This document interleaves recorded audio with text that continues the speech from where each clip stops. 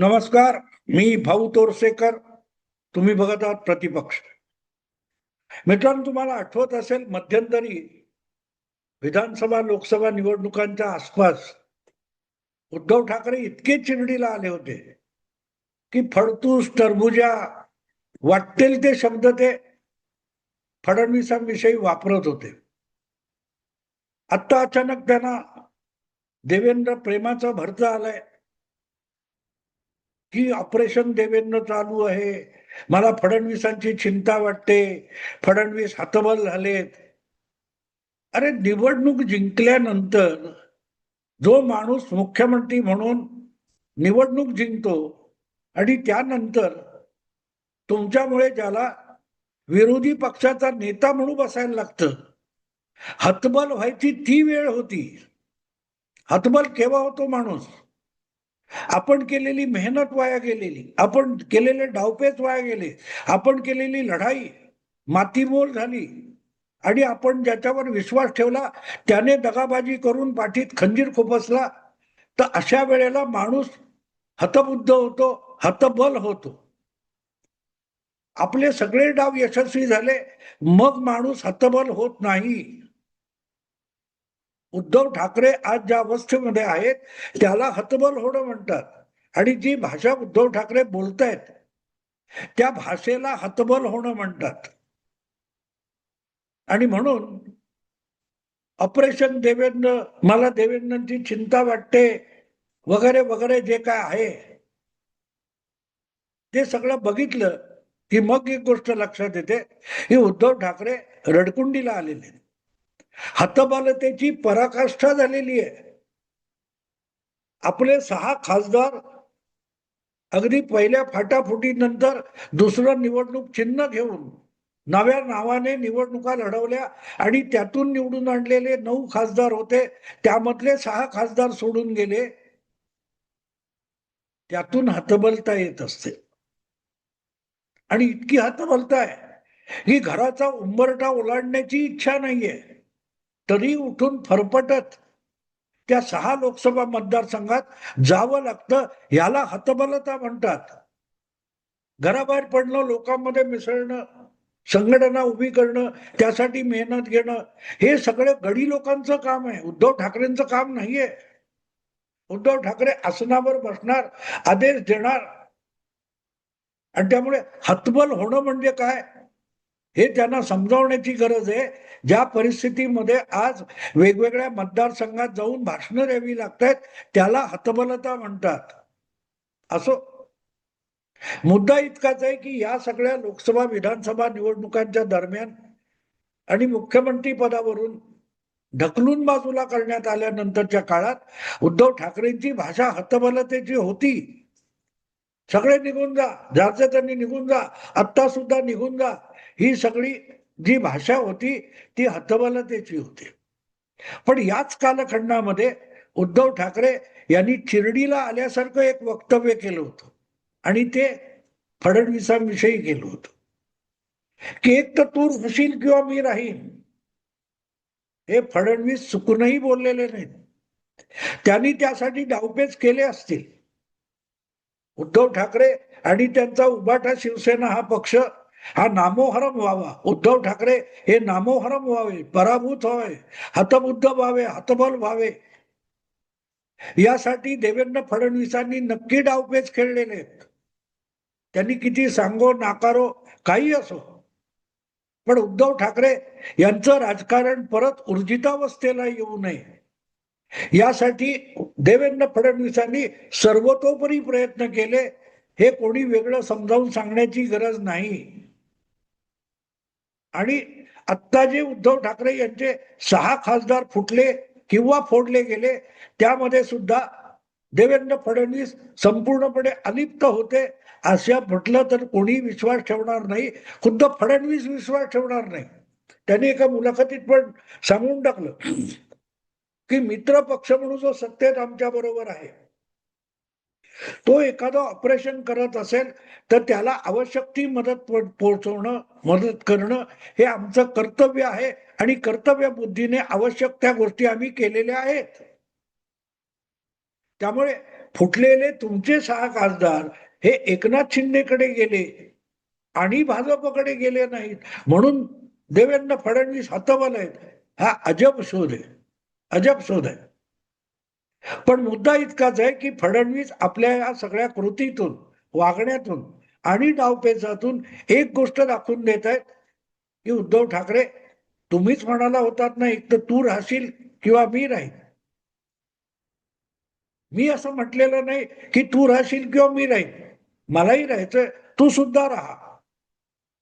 पण हा हट्ट कोणाचा होता? उद्धव ठाकरेंचा होता. त्यामुळे मग आपल्याला राहायचं असेल तर उद्धव ठाकरे यांचं राजकारण संपवलं पाहिजे अशी खुणगाट देवेंद्र फडणवीसांनी मनाशी बांधली असेल तर त्याला गैरलागू म्हणता येणार नाही. तुमच्या समोर एखादा अतिरेकी येऊन उभा राहिला, जिहादी येऊन उभा राहिला आणि म्हणाला तू मला मार नाही तर मी तुला मारेन, अशा वेळेला तुम्ही काय कराल? तो मरणाला उतावळा झालेला आहे, तुम्ही नसाल. पण तुम्ही त्याला मारलं नाहीत तर तो तुम्हाला मारणार आहे अशी परिस्थिती जेव्हा तुम्ही निर्माण करता तेव्हा तुमचा खात्मा करणं हे एक प्रकारे तुम्ही त्याच्यावर लादलेलं कर्तव्य असतं. आणि त्या कर्तव्य भावनेतून जर देवेंद्र फडणवीस आज उद्धव ठाकरे यांचं राजकारण शिल्लक राहणार नाही म्हणून काही करत असतील तर त्यांच्यावर उलटा आरोप करता येणार नाही. पण या निमित्ताने जी काही परिस्थिती आज महाराष्ट्रात निर्माण झाली आहे ती बघितली तर त्याचं प्रत्येक जण आपापल्या परीने विश्लेषण करतोय. उद्धव ठाकरे परत बाउन्स बॅक होतील, परत कसं संघटन शून्यातून निर्माण करतील, कुठून तरी पेंग्विन आणला तसा फिनिक्स पक्षी शोधून आणतील, त्याला जाळून त्याची राख करतील आणि त्या राखेतून परत फिनिक्स पक्षी निर्माण करतील, असे नवनवे वैज्ञानिक प्रयोग मराठी पत्रकारितेमध्ये सध्या जोरात चालू आहे, जोरात चालू आहे. पण त्या दिशेने राजकारण सरकताना दिसत नाही ही सुद्धा वस्तुस्थिती आहे. राजकारण कुठल्या दिशेने सरकते बघा तुम्ही, तर तुम्हाला कळेल की भविष्यातलं महाराष्ट्राचं राजकारण कसं असेल. मला असं दिसतंय की भविष्यातलं राजकारण हे दोनच लोकांच्या भोवती महाराष्ट्रात फिरणार आहे आणि त्यापैकी एक नाव देवेंद्र फडणवीस आहे यात शंका नाही. आणि दुसरं नाव हे उद्धव ठाकरे, शरद पवार वगैरे नाहीये, तर ते नाव एकनाथ शिंदे, बिलकुल एकनाथ शिंदे.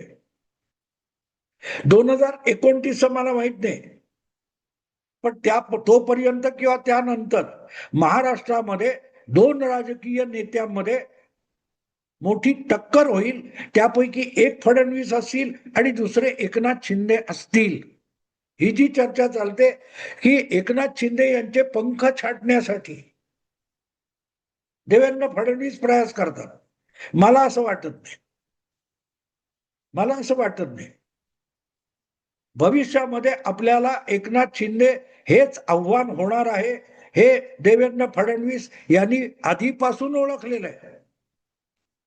नंबर 2, देशाचं जे काय राजकारण आहे आणि आजचं माहोल आहे आणि अत्यंत सर्वाधिक तंदुरुस्त नेता अशी ज्याची ओळख जगभर आहे ते नरेंद्र मोदी हे पुढली 10 वर्ष तरी केंद्रीय सत्तेतून बाजूला होण्याची शक्यता नाही. अशा वेळेला देवेंद्र फडणवीस पंतप्रधानपदाकडे नजर लावून महाराष्ट्रातला आपल्या राजकारणाचा विचका करून घेतील एवढी त्यांची उद्धव बुद्धी नाहीये. मुख्यमंत्रीपद घेताना आपण आपल्या पक्षाला उद्ध्वस्त करतोय याचं भान ज्याला नव्हतं त्याने देवेंद्र फडणवीसांच्या राजकीय भवितव्याचं विवेचन करावं. यापेक्षा हास्यास्पद गोष्ट दुसरी कुठलीही असू शकत नाही, कुठलीही नाही. पण याचा अर्थ भविष्यात येणारी आव्हानं आणि संकट ही देवेंद्र फडणवीसांना कळत नाही असं बिलकुल नाही, त्यांना बरोबर कळतं. पण एक भाग आणखी आहे की ती संकट ओढवून आणायची नाही, जर 2019 मध्ये उद्धव ठाकरेंनी ज्या उचापतीचा प्रयोग केला तो केला नसता आणि जनमताचा कौल होता त्याप्रमाणे शिवसेना भाजप युतीचं सरकार आलं असतं, तर आज जे विस्कटलेलं महाराष्ट्राचं राजकारण दिसतं तसं ते दिसलं नसतं. आज जे दोन ब्रँड आपल्याला दिसतात महाराष्ट्रामध्ये, एकनाथ शिंदे आणि देवेंद्र फडणवीस, त्याऐवजी महाराष्ट्रामध्ये अखंड शिवसेनेचा उद्धव ठाकरे ब्रँड आणि एक नंबरचा पक्ष असलेल्या भाजपचा देवेंद्र फडणवीस हा ब्रँड, असे दोन ब्रँड महाराष्ट्रात दिसले असते. बघता बघता शरद पवार हा ब्रँड उतरंडीला लागला होता. त्याला उद्धव ठाकरेंच्या चुकीमुळे जे तात्पुरतं जीवदान मिळालं ते ऑलरेडी आता संपलेला विषय. पण त्याच्याबरोबर ठाकरे ब्रँड संपायची गरज नव्हती. बाळासाहेबांनी बनवलेला पक्ष नामशेष होण्याची गरज नव्हती. पण उद्धव ठाकरे यांचा उतावळेपणा हा इतका महागात पडला की उद्धव ठाकरेंच्या हातून शिवसेना निसटली. आणि त्यासाठी देवेंद्र फडणवीसांनी पुढाकार घेतलाय, कोणी नाकारू शकत नाही. पण त्यासाठी मजबूत असा एक आपला सरदार आपल्याकडून जाईल यासाठी आवश्यक असलेली परिस्थिती उद्धव ठाकरेंनी निर्माण केली, ही सुद्धा वस्तुस्थिती आहे. एकनाथ शिंदे यांना जर शिवसेनेमध्ये पूर्ण ताकद मिळाली असती, जी ताकद नारायण राणे असते तरीही उद्धव ठाकरेंनाच मिळाली असती. राज ठाकरे शिवसेनेत टिकले असते तर ती ताकद सुद्धा उद्धव ठाकरेंनाच मिळाली असती. पण ज्यांच्यामुळे आपल्याला शक्ती मिळू शकते, ज्यांच्या कर्तृत्वावर आपण राजकारण यशस्वी करू शकतो, असे आपले एकामागून एक योद्धे उद्धव ठाकरे संपवत गेले. ते तर देवेंद्र फडणवीसांनी केलं नव्हतं. देवेंद्र फडणवीस हे महाराष्ट्रव्यापी नाव 2014 नंतर झालं. त्याच्या आधी फारसे लोक देवेंद्र फडणवीसांना भाजपचा नेता या पलीकडे ओळखत नव्हते आणि फार लोक ओळखत नव्हते. अशा वेळेला राज ठाकरे, नारायण राणे हे दिग्गज नेते होते महाराष्ट्राचे. आणि असे नेते उद्धव ठाकरेंच्या हाताशी असते तर देवेंद्र फडणवीस नावाचा ब्रँड महाराष्ट्रात उभाच राहिला नसता. पण योग्य वेळ येईपर्यंत प्रतीक्षा करण्याची क्षमता उद्धव ठाकरेंमध्ये नाही, ती देवेंद्र फडणवीसांमध्ये आहे आणि एकनाथ शिंदेमध्ये सुद्धा आहे. म्हणून युती तुटली किंवा उद्धव ठाकरेंनी तोडली तरी उद्धव ठाकरेंसोबत राहिलेले एकनाथ शिंदे हे योग्य वेळ आल्यानंतर देवेंद्र फडणवीसांना साथ देऊन उद्धव ठाकरेंना बाजूला सारून महाराष्ट्राच्या क्षितिजावर एक नवा राजकीय नेता म्हणून उगवले. मान खाली घालून आपल्या इच्छेविरुद्ध सहन करण्याची क्षमता ही राजकारण्यामध्ये असावी लागते, ज्याचा मागमूस किंवा टिपूस सुद्धा उद्धव ठाकरेंकडे मिळत नाही.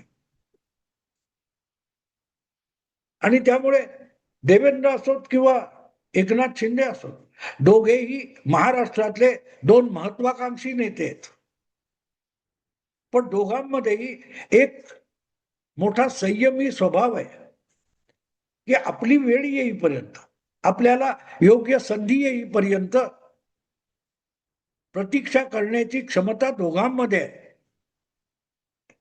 आज पारडं देवेंद्र फडणवीसांचं जड आहे. राजकारण वेगवेगळी वळणं घेत पुढे चालले. अशा वेळेला अमित शहा यांच्या बळावर एकनाथ शिंदे हे देवेंद्र फडणवीसांबरोबर गेम खेळतात असं काही लोकांना वाटतं, तो शुद्ध मूर्खपणा आहे. कारण अमित शहा पक्षाशी दगाफटका करून एकनाथ शिंदेना मोठं करणार नाही किंवा स्वपक्षाच्या राज्यातल्या नेत्याला खुजा करणार नाही, जेणेकरून भाजपचं दीर्घकालीन नुकसान होईल. मोदींच्या नंतरचा 2 नंबरचा नेता ही अमित शहाची ओळख आहे. आणि ती ओळख टिकवायची असेल तर पक्षातल्या सामान्य कार्यकर्ते किंवा कनिष्ठ नेते यांच्या मनात आपल्याविषयी तिळमात्र शंका निर्माण होऊ नये याची काळजी पदोपदी अमित शहा घेत असतात. भवानीपूर मधून अमित शहानी तो सुवेंदू अधिकारी याचं नाव घोषित केलं. नंदीग्राम शिवाय भवानीपूरमध्ये उभं राहायचं, पण त्याला उभं केल्यानंतर सुद्धा तोच भावी मुख्यमंत्री आहे याची साधी सूचना सुद्धा कुठून बाहेर येणार नाही याची काळजी अमित शहानी घेतली होती. तेव्हा महाराष्ट्रात एकनाथ विरुद्ध देवेंद्र अशी खेळी अमित शहा करतील हा खुळेपण आहे. भविष्यात एकनाथ शिंदे हा शिवसेनेसाठी भाजपच्या राजकारणासाठी उपयुक्त आहे, नव्हे महाराष्ट्राच्याही राजकारणाला स्थैर्य देण्यासाठी उपयोगी आहे, विरोधी पक्षात बसला तरी उपयोगी आहे, हे अमित शहाना कळतं, बिलकुल कळतं. आणि म्हणून अमित शहानी त्यांना चुचकारलेला आहे, सांभाळलेला आहे. पण म्हणून देवेंद्रचा बळी घेऊन एकनाथ शिंदेना साथ, हा कल्पना विलासाची पराकोटी आहे. इतकं सोपं नाही मित्र. आणि म्हणून काही गोष्टी आपल्याला समजून घ्याव्या लागतात, समजून घ्याव्या लागतात. कुठल्याही परिस्थितीमध्ये एकनाथ शिंदे आणि देवेंद्र यांच्यात भांडणं होता कामा नयेत आणि महाराष्ट्रातल्या शिंदे फडणवीसांच्या पलीकडे असलेले पक्ष हे भाजपच्या राजकारणाला डोईजड होता कामा नयेत, ही अमित शहाची रणनीती आहे. पण भविष्यामध्ये महाराष्ट्राचं दोनच पक्षांचं राजकारण चालायचं असेल तर त्यामध्ये एकनाथ विरुद्ध देवेंद्र असं राजकारण व्हावं, ही सुद्धा अमित शहाच्या रणनीतीची एक बाजू असू शकते. आणि म्हणून एकनाथ शिंदे मोठे झाले पाहिजेत, पण त्यातून राष्ट्रवादी शरद पवार उद्धव ठाकरे यांचं राजकारण संपत गेलं पाहिजे, हे सुद्धा आहे. आणि त्यात तू राहशील का मी राहील, तर देवेंद्र राहील, पण उद्धवना संपवून राहील. आणि उद्धवना संपवण्यासाठी एकनाथ शिंदे सारखा मोहरा अतिशय आवश्यक आहे, हे देवेंद्रना सुद्धा कळतं. उद्धव ठाकरेंना खेळवता येईल, एकनाथला खेळवता येणार नाही, एवढं मुरब्बी राजकारण देवेंद्रना कळतं. आणि म्हणून भविष्य जे आहे हे महाराष्ट्राचं भविष्य या दोन नेत्यांच्या भोवती फिरणार पुढची 10-15 वर्ष, हे लक्षात ठेवा.